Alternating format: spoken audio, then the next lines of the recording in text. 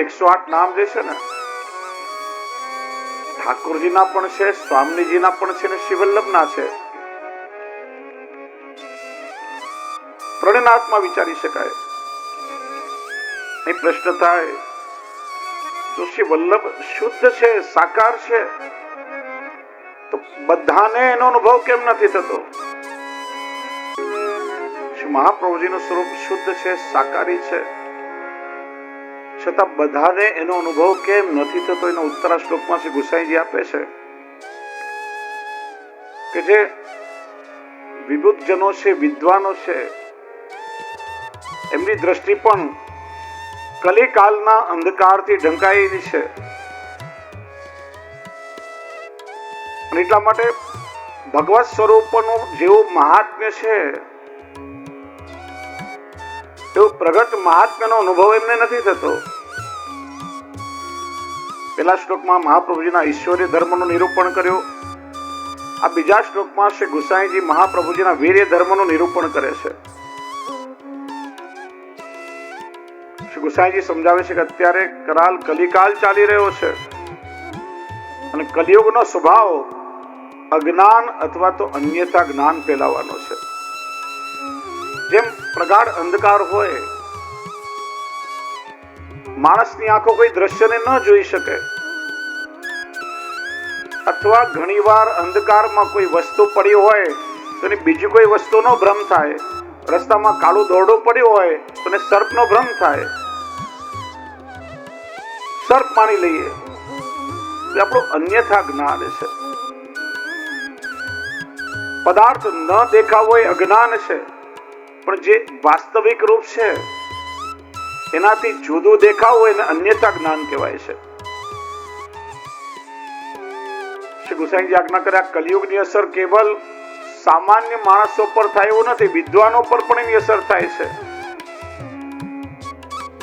વેદ એટલે જે પરમાત્માના સ્વરૂપને અને શાસ્ત્રને જાણે છે એ વિદ્વાન કહેવાય. અને આવા વિદ્વાનોની બુદ્ધિ પણ કલીના કલ્મશોના કારણે કલુષિત બની ગઈ છે. શ્રી મહાપ્રભુજી આ વાત કૃષ્ણાશ્રયમાં બહુ સારી રીતે સમજાવી છે. સર્વ માર્ગે સુનષ્ટેષુ કલૌ ચ કલધર્મિણી. ભગવાનને પ્રાપ્ત કરવાના બધા માર્ગો આ કલિયુગમાં નષ્ટ થઈ ગયા છે. માર્ગ એટલે મૃગ ધાતુ પરથી માર્ગ શબ્દ પડ્યો. મૃગ એટલે શોધવું, એટલે મૃગયા કહેવાય. માર્ગ એટલે ભગવાનને શોધવાનો રસ્તો, એટલે પ્રાય દરેક સંપ્રદાય સાથે માર્ગ શબ્દ જોડાયો. જ્ઞાન માર્ગ, કર્મ માર્ગ, યજ્ઞ માર્ગ, તપ માર્ગ, ભક્તિ માર્ગ, યોગ માર્ગ, પુષ્ટિ માર્ગ વગેરે. બધા માર્ગો નષ્ટ થયા છે. કોઈ જગ્યાએ જલ પ્રલય આવે, પૂર આવે, આમ ટાપુ જેવું બની જાય ગામ. ટેલિફોનના તારો કપાઈ જાય, વીજળીના દોરડા કપાઈ જાય, ચારે બાજુથી માનવનું કનેક્શન તૂટી જાય, એવી સ્થિતિ છે. બધા માર્ગો બંધ થયા છે. કોઈ માર્ગ ગેરંટી નહીં આપે કે આ માર્ગે ચાલશો તો ભગવાન મળી જ જશે. એક જ ઉપાય છે કલિયુગમાં, કૃષ્ણ એવ ગતિર્મમ. બીજું કોઈ સાધન નથી. દેશ, કાલ, કર્મ, મંત્ર, દ્રવ્ય કરતા 6 સાધનો શુદ્ધ બન્યા છે.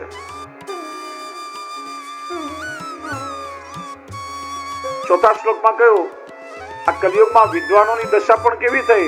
અહંકાર વિમૂઢેષુ સત્સુ પાપાનુવર્તિષુ લાભ પૂજાર્થ યત્નેષુ કૃષ્ણ એવ ગતિર્મમ.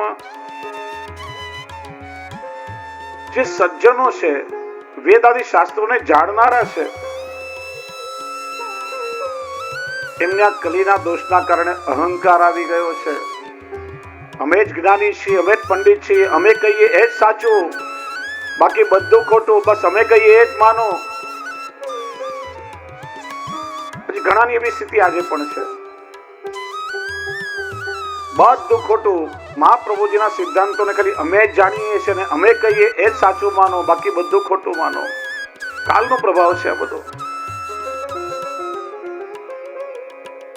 એમની બુદ્ધિ કલીના કલ્મશથી વિમૂઢ થઈ છે. શ્રી શ્રી મહાપ્રભુજી કહે છે, લાભ પૂજાર્થ યત્ને શું. લાભ એટલે પોતાનો સ્વાર્થ, પોતાની પૂજા, પોતાની મહત્તા બતાવી છે. બસ ભગવાનની મહત્તા વધે કે ન વધે, આ વિદ્વાનોને પોતાની મહત્તા પ્રગટ કરવી છે. કલિયુગમાં બે વસ્તુ રહી ગઈ, જ્યાં પોતાનો સ્વાર્થ ન હોય ત્યાં મારે શું, અને જ્યાં સ્વાર્થ દેખાય તો કે મારું શું. આ બે વૃત્તિ લોકોમાં રહી ગઈ. સત્ય સમજવા કોઈ તૈયાર નથી, અને સત્ય સમજાવવા માટે બીજાને કોઈ સક્ષમ નથી. શ્રી ગુસાઈજી કહે છે, કલિયુગે ભલભલા બુદ્ધિજીવીઓની બુદ્ધિને ભ્રષ્ટ કરી દીધી છે. અને આવા સમયમાં કેવળ જે પૂર્ણ રૂપે પ્રભુને શરણાગત હોય, અથવા તો જેના પર ઠાકોરજીની કૃપા હોય, એ કલીના પ્રભાવથી બચી શકે. બાકી કાલના પ્રભાવથી બચવું મુશ્કેલ છે. કલિયુગનો સૌથી મોટો દોષ છે સ્વરૂપ વિસ્મૃતિ. લોકો આજ પોતાના જ મૂળ સ્વરૂપને ભૂલી ગયા છે. અજ્ઞાન રૂપી અંધકારના કારણે આ કલીએ સજ્જનોની બુદ્ધિને પણ ઘેરી લીધી. એટલા માટે પ્રભુ અને શ્રી મહાપ્રભુજીના શુદ્ધ સ્વરૂપને સમજી ન શક્યા.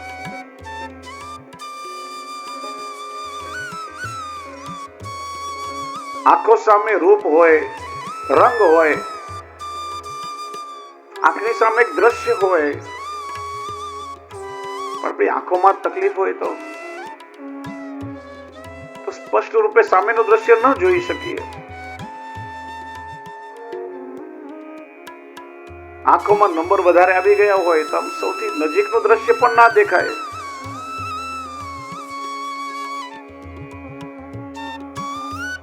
ઘણા કારણો બતાવ્યા છે. દૂરના ચશ્મા હોય તો દૂરની વસ્તુ એ ના દેખાય. શાસ્ત્ર કહે છે, અતિ દૂરાત અતિ સામીપ્યાત ઇન્દ્રિયઘાતાત મનોનવસ્થાનાત.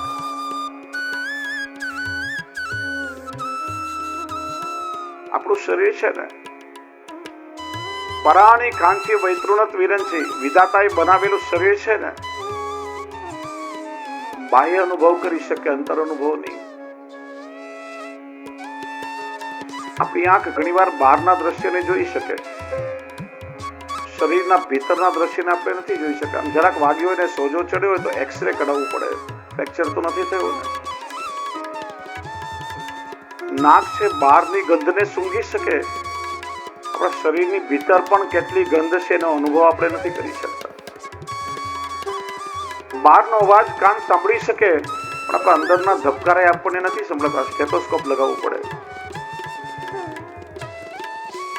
વિધાતાએ ઇન્દ્રિયો બહિર્મુખ બનાવી છે.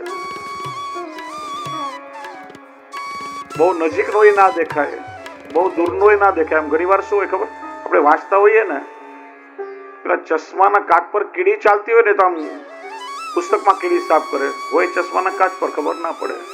બહુ નજીકનો ના દેખાય, અતિ દૂરનો ના દેખાય. એમ બ્રહ્મ તો સર્વત્ર છે,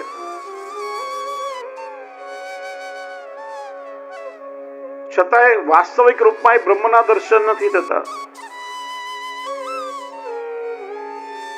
બીજું, ઠાકોરજીના દર્શન આપણે ઘણી વાર કરતા હોઈએ, હવેલીમાં પણ આપણે દર્શન કરવા જઈએ ને, સેવા પ્રભુના દર્શન નથી થતા. એનું કારણ ખાલી આંખથી આપણે દર્શન કરીએ છીએ, પણ એની સાથે મન પણ હોવું જરૂરી છે. ઇન્દ્રિયોની સાથે મન જ્યારે જોડાય ત્યારે જ પૂર્ણ અનુભૂતિ થાય. પ્રભુના દર્શન તમે જ્યારે કરતા હો ત્યારે ઠાકોરજીના મુખારવિંદ પર તમારું મન પણ સ્થિર થાય ને, ત્યારે એ મુખ માધુરીનું પાન તમે કરી શકો. નેત્ર પ્રભુની સામે હોય ને મન કે લૌકિકમાં ભટકતું હોય, ઘણી વાર કે આજે મને બરાબર દર્શન ના થયા, ક્યાંથી થાય? કેમ કે મન તો બહાર ભટકતું હતું.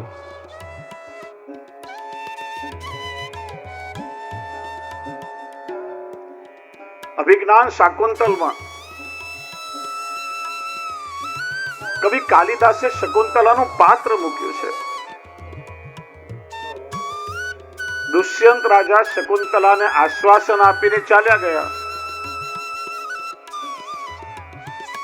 દુષ્યંતની નિશાની શકુંતલાના ઉદરમાં ઉછરી રહી છે. અને આ શકુંતલા દુષ્યંતના પ્રેમ અને વિરમ આખી દુનિયાને ભૂલીને બેઠી છે. સતત કેવલ એનું સ્મરણ કરે છે. ત્યાં દુર્વાસા ઋષિ આવ્યા. શકુંતલાએ જોયા આંખોથી, પણ જોઈ ન શકી કેમ કે મન દુષ્યંતમાં હતું.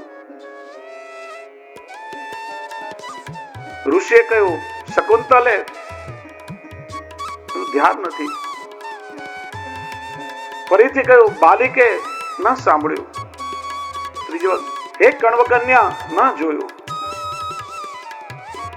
ત્યારે દુષ્યંત ક્રોધ આવ્યો દુર્વાસા ઋષિને. હે પાપીની, તું મને જોતી નથી. આંખોથી મને જોઈ છતાં તારું મન બીજે ભટકી રહ્યું છે. જા, તને શ્રાપ આપું છું કે તું જેના સ્મરણમાં બધું ભૂલી છે એ સમય આવે તને ભૂલી જશે.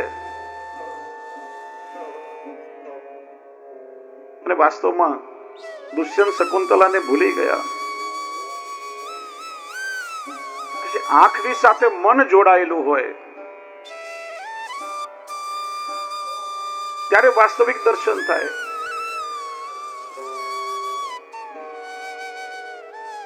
મન આજે આપણું લૌકિકમાં ભટકી રહ્યું છે.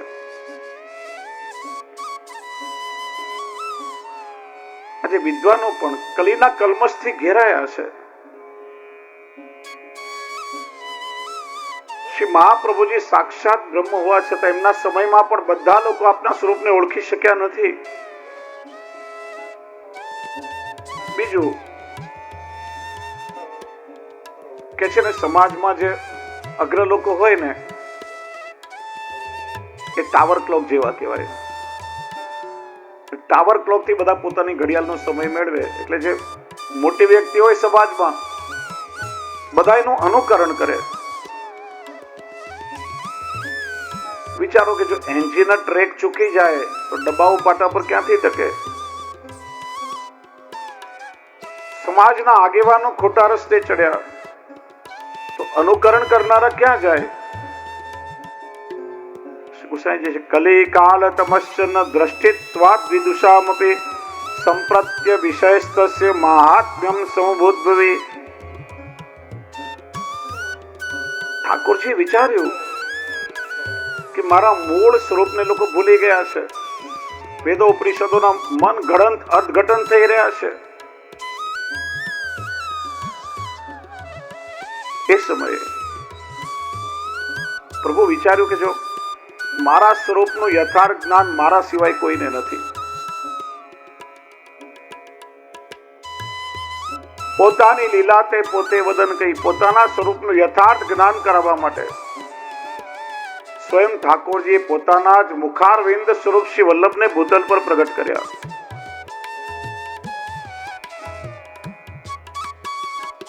શેરિયાજી સાખીમાં એ વાત બતાવે છે, कलयुग ने सब धर्म के द्वारे रोके आए, श्री वल्लभ खिड़की स्नेह की निकस जाए सो जाए. વ્યવસ્થાઓ મળશે, સગવડતાઓ મળશે, મનગણંત અર્થ કરનારા મળશે, પણ બ્રહ્મના શુદ્ધ સ્વરૂપનું જ્ઞાન કરાવનારા નહીં મળે. ગુજરાતીમાં આપણે કહીએ ને, કલિયુગમાં સગોડિયો ધર્મ થઈ ગયો છે. ફલાણા મંદિરમાં વ્યવસ્થા બહુ સારી છે, ફેસિલિટી બહુ સારી છે, ટોયલેટ બાથરૂમ ક્લીન છે, દર્શન કરવા જઈએ 2 લાડુનો પ્રસાદ મળી જાય, બહુ સરસ, ચાલો ત્યાં દર્શન કરવા જઈએ, પેલું મંદિર સારું છે. ફલાણો આશ્રમ બહુ મોટો છે, કેટલો સુંદર બગીચો છે, આમ શાંતિથી બેસવા મળે ને. યાત્રા કરવા જવાનું હોય, 2 પત્રિકા તમારી પાસે આવે યાત્રાની, કઈ યાત્રામાં જવાનું પસંદ કરો જેમાં તમને સગવડતા વધારે સારી મળે? માણસને આજે વાસ્તવિકતા નથી જોઈતી. સગવડતા અને વ્યવસ્થામાં આપણે બધા અટવાયા છીએ. બીજું, આ કલિયુગમાં ખૂબ સાચવવું પડે. કેમ કે અધર્મ જો પોતાનું મૂળ રૂપ લઈને આવે ને તો આપણે ઓળખી પણ શકીએ, પણ અધર્મ જ્યારે ધર્મની આડ લઈને આવે છે ને ત્યારે ઓળખવું બહુ મુશ્કેલ થાય. રાવણ પણ સીતાજીનું રૂપ લઈને આવે એટલે છેતરાઈ ગયા છે. આ કલિયુગનું લક્ષણ ભાગવતજીમાં બતાવ્યું છે. પાખંડ નિર્તા સંત, સંતો પાખંડી નથી થયા, પાખંડીઓ સંત બનીને બેસી ગયા છે. એટલા માટે આજે ગેરમાર્ગે સમાજ જઈ રહ્યો છે. સંતો ક્યારે પાખંડી ના હોય, જેમને સંતત્વ પ્રભુએ આપ્યું છે. ખોટા લોકો આજે સંત બનીને બેસી ગયા છે અને લોકોમાં આજે વિવેક રહ્યો નથી. ક્યાં જવું ક્યાં ના જવું, ભીડ ભેગી થતી હોય સંત મોટા, જાગ જમાડો હોય દેખાવડો હોય એ વ્યક્તિ મોટો. જેને તમે નમો છો એનો કુળ કયું છે, એનું મૂળ કયું છે, એની પરંપરા કઈ છે, એનું અસ્તિત્વ શું છે, એ વિચાર કરવો પડે. એટલે તો શ્રી મહાપ્રભુજીએ ગુરુના લક્ષણ પહેલા જ બતાવ્યા. કૃષ્ણ સેવા પરમ વિક્ષ દંભાદી રહિતમ નરમ શ્રી ભાગવત તત્વજ્ઞમ ભજે જિજ્ઞાસુરાદરાત. આગળ શ્રી મહાપ્રભુજીના નામમાં એની ચર્ચા કરશું આપણે.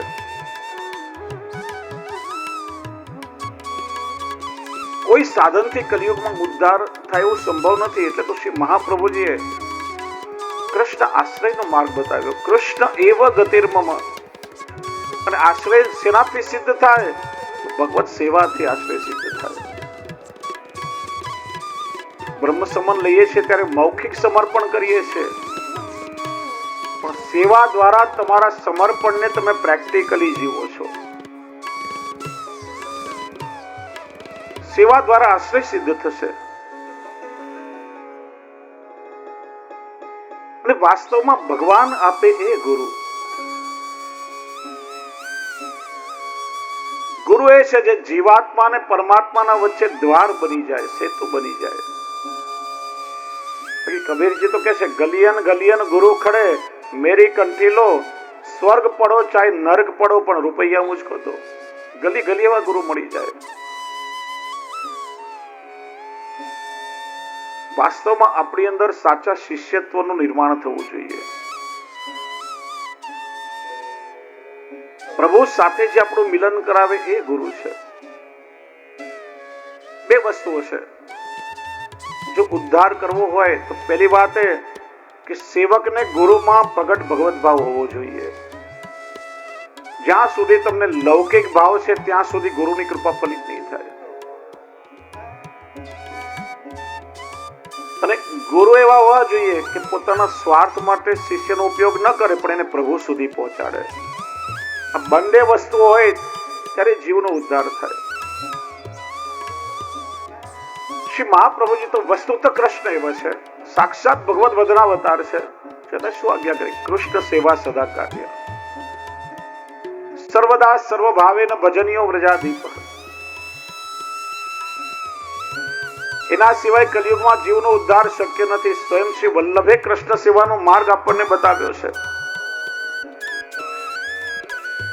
શ્રી મહાપ્રભુજીથી પેલા ઘણા આચાર્યો થયા, સંતો થયા, મહાનુભાવ મહાપુરુષો થયા. ઘણાએ કહ્યું ચાલો અમે તમને ભગવાનના ધામમાં પહોંચાડીએ, અમે તમને ભગવાનના દર્શન કરાવીએ.